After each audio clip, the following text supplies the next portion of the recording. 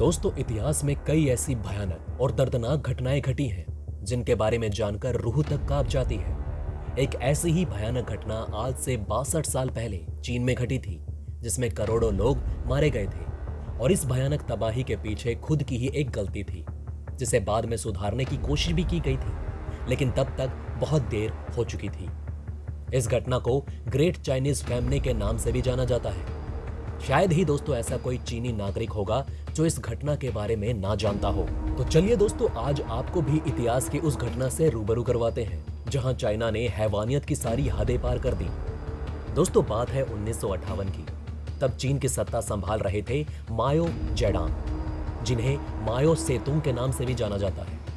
उन्होंने फैसला किया कि चाइना की अर्थव्यवस्था को एडवांस बनाकर इंडस्ट्रियल और आधुनिक अर्थव्यवस्था में बदला जाए।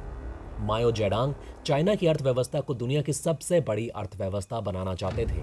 उस समय चीन पूरे तरीके से कृषि यानी कि किसानी पर निर्भर था। वहीं दुनिया की सबसे बड़ी अर्थव्यवस्था का स्थान ग्रेट ब्रिटेन को हासिल था और दूसरे पायदान पर था अमेरिका। वहीं माओ जेडोंग चाइना में एक क्रांतिकारी के रूप में भी जाने जाते थे। माओ जेडोंग वो हर काम करना चाहते थे जिससे चाइना की अर्थव्यवस्था बड़ी और मजबूत हो जाए।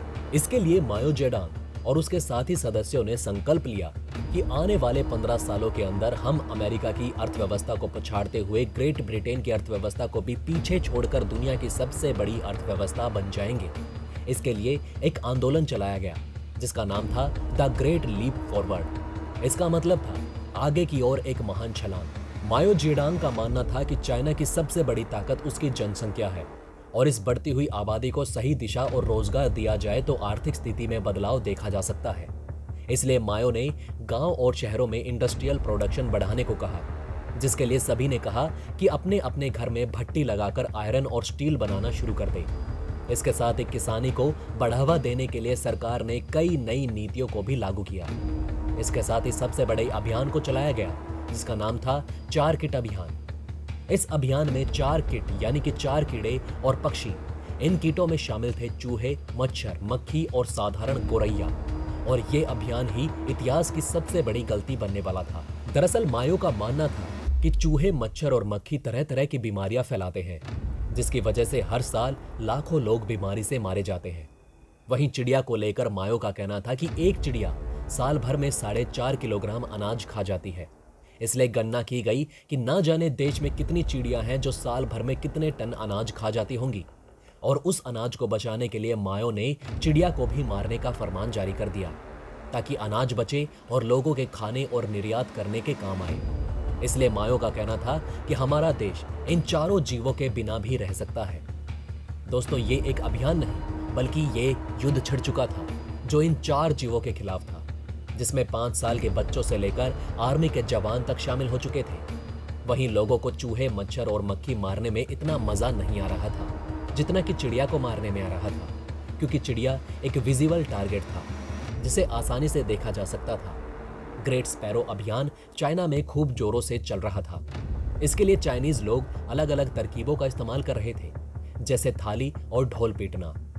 ऐसा करने से ये मासूम चिड़िया आसमान में डरकर उड़ जाती थी और जमीन पर या पेड़ों की डालियों पर नहीं बैठती थी, जिसके चलते थक हार कर जब चिड़िया जमीन पर गिरने लगती तो चाइनीज लोग इन चिड़ियों के पीछे भूखे भेड़ियों की तरह भागते। इतना ही नहीं, चाइनीज लोगों में हैवानियत इस कदर बढ़ चुकी थी कि उन्होंने चिड़िया के घोंसलों को भी उजाड़ना शुरू कर दिया था और घोंसलों में रखे चिड़िया के बच्चों को पैदा होने से पहले ही मारने लगे। वहीं छोटे बच्चों तक को भी बख्शा नहीं गया। बच्चे, बूढ़े, जवान और सैनिक तक इस बेवकूफ़ी में शामिल थे और इसे बढ़ावा देने के लिए सरकार ने शर्त रखी कि जो सबसे ज़्यादा चिड़िया को मारेगा उसे इनाम दिया जाएगा। यहाँ तक कि बच्चों को स्कूल में इनाम भी दिए जाते थे।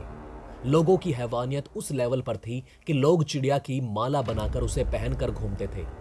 चिड़िया के खिलाफ ये युद्ध इतने बड़े लेवल पर पहुंचा जिसका अंदाज़ा आप इस बात से लगा लीजिए कि इस युद्ध के शुरू होते ही लोगों ने एक दिन के अंदर अंदर 2 लाख से भी ज्यादा चिड़िया को मार डाला।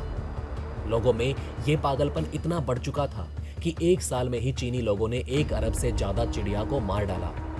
उस समय की एक घटना है जब गोरैया का एक झुंड बीजिंग स्थित पोलैंड के दूतावास में जाकर छुप गया, लेकिन चीनी लोग उन्हें मारने के लिए वहां तक भी पहुंच गए। हालांकि दूतावास के अधिकारियों ने लोगों को अंदर नहीं घुसने दिया, लिहाजा लोगों ने एक तरकीब निकाली। उन्होंने दूतावास को चारों तरफ से घेर लिया और ड्रम पीटने लगे। यह सिलसिला लगातार 2 दिनों तक चला। आखिरकार गोरैया का झुंड अधिक शोर की वजह से दूतावास के अंदर ही मर गया, जिसके बाद सफाई कर्मियों ने उन्हें दूतावास से बाहर फेंक दिया। खैर दोस्तों, ये अभियान यूके और यूएस की अर्थव्यवस्था को पछाड़ने के लिए शुरू हुआ था, जिसके तहत 2 साल के अंदर ही चिड़िया की प्रजाति चाइना में लुप्त होने लगी। लेकिन लोगों में तो पक्षियों को मारने का भूत सवार हो गया था, इसलिए उन्होंने चिड़िया के अलावा दूसरे पक्षियों को भी मारना शुरू कर दिया, जिसके तहत चाइना में पक्षियों की प्रजातियां विलुप्त होने के कगार पर आ चुकी थी। ऐसा करके चाइनीज खुश थे, लेकिन प्रकृति से छेड़छाड़ करना उन्हें बहुत महंगा पड़ने वाला था। साल 1960 में माओ जेडुंग ने गोरैया को मारने का अपना इरादा तब बदल दिया, जब चीन के ही एक मशहूर पक्षी विज्ञानी शो सिन चेंग ने उन्हें बताया कि गोरैया बड़ी संख्या में अनाज के साथ साथ उन्हें नुकसान पहुंचाने वाले कीड़े भी खा जाती है। इस बीच चीन में चावल की पैदावार बढ़ने की बजाय लगातार घटती जा रही थी, जिसके बाद माओ ने आदेश दिया कि गोरैया को ना मारा जाए, बल्कि उनकी जगह पर अनाज खाने वाले कीड़ों यानी कि टिड्डों को मारा जाए। हालांकि तब तक बहुत देर हो चुकी थी।